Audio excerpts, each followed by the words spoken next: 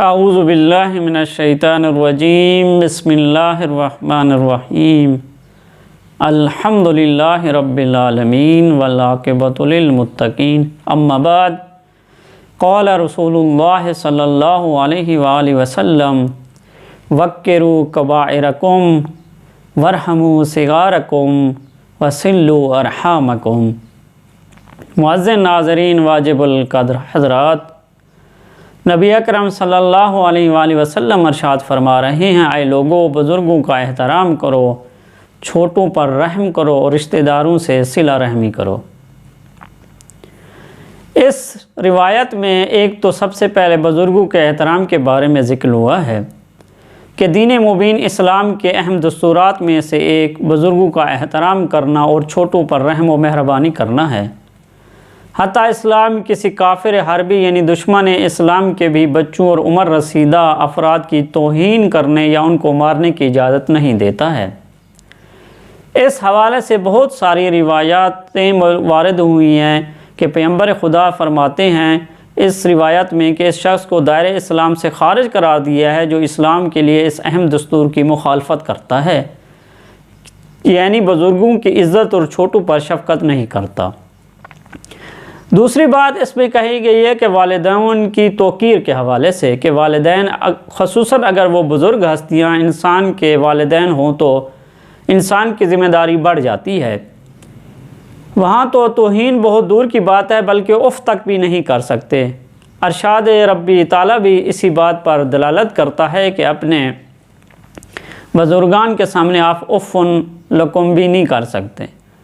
تیسری چیز حسن معاشرت کے بارے میں نقل کیا گیا ہے کہ وہ یہ ہے کہ اس ماہ مبارک میں جہاں عام مسلمانوں بلکہ انسانوں کے ساتھ حسن سلوک کا حکم دیا گیا ہے، وہیں رشتہ داروں اور قریبی افراد کے بارے میں بھی اس کی مزید تاکید ہوئی ہے۔ شاید اس کی وجہ سے انسان روزے کی حالت میں حالت اعتدال سے کبھی خارج ہوتا ہے۔ ایسے میں کہیں انسان اپنا غصہ اپنے قریبی افراد پر نہ نکالے، چونکہ معمولاً انسان انہی کے ساتھ زندگی گزارتا ہے۔ چوتھی بات جو اس روایت میں نقل ہوئی ہے وہ صلہ رحمی کی عظمت ہے۔ جمیل بن دراد نے امام جعفر صادق علیہ السلام سے اس آیت شریفہ کے بارے میں پوچھا تھا، وَاتَّقُوا اللَّهَ الَّذِي تَسْأَلُونَ بِهِ وَالْأَرْحَامَ إِنَّ اللَّهَ كَانَ عَلَيْكُمْ رَقِيبًا، اور ڈرو اللہ سے جس کے بارے میں تم سے سوال ہوگا، اور ارحام سے ڈرو کے بارے میں سوال کیا گیا تو امام نے جواب دیا، ارحام سے مراد لوگوں کے آپس میں خونی رشتہ داریاں ہیں۔ بے شک اللہ تعالیٰ نے رشتہ داروں سے تعلق برقرار رکھنے کا حکم دیا ہے اور اسے بہت عظمت بخشی ہے۔ کیا تم نہیں دیکھتے کہ اللہ نے اسے اپنے سے قرار دیا ہے؟ اس مبارک آیت میں رشتہ داروں کے بارے میں تقوی اختیار کرنے کا حکم دیا گیا ہے۔ اب صلہ رحمی کا فائدہ کیا ہے؟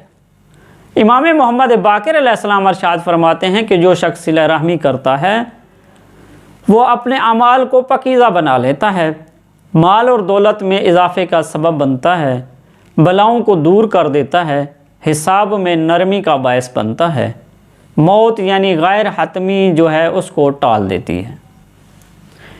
قطع رحمی کے بارے میں خونی رشتہ داروں سے تعلقات قطع کرنا گناہان کبیرہ میں سے قرار دیا گیا ہے، اور قطع رحمی کو روایات میں حالقہ سے تعبیر کیا گیا ہے، اور حالقہ لغت میں بلیڈ وغیرہ کو کہا جاتا ہے جس کے ذریعے بالوں کو گنجا کیا جاتا ہے۔ چونکہ قطع رحمی انسان کے دل میں سے اس کے دین و ایمان کو گنجا کرنے کا باعث بنتا ہے، اس لیے حالقہ سے تعبیر کیا گیا ہے، اور شاید آیت شریفہ میں ڈرنے کا حکم بھی اسی طرح دیا گیا ہے۔ قطع رحمی کے خطرات اور اثرات کیا ہیں؟ قطع رحمی کے خطرناک اثرات میں سے ایک یہ ہے کہ انسان کی عمر کو کم کر دیتی ہے۔ چنانچہ ایک حدیث بھی ہے امام جعفر صادق علیہ السلام سے کہ آپ نے فرمایا، حالقہ سے ڈرو کیونکہ یہ مردوں کو مار دیتی ہے۔ حذیفہ نے عرض کیا، حالقہ سے کیا مراد ہے؟ فرمایا، حالقہ یعنی قطع رحم کرنا ہے۔ اب اس ماہ مبارک رمضان میں افطار پارٹیاں بھی ہو رہی ہیں۔ مثلا ماہ مبارک میں ہمیں ایسے افطار پارٹیاں دینے اور ان میں شرکت سے گریز کرنا چاہیے جہاں پر ساری دنیا تو جمع ہو لیکن اس کے خونی رشتہ داروں کو بلایا نہیں گیا ہو۔ معزز ناظرین، یہ تھا مختصر درس صلہ رحمی اور قطع رحمی سے کے عنوان سے انشاءاللہ آگے چل کر ہمارے دروس جاری رہیں گے۔ والسلام علیکم ورحمۃ اللہ وبرکاتہ۔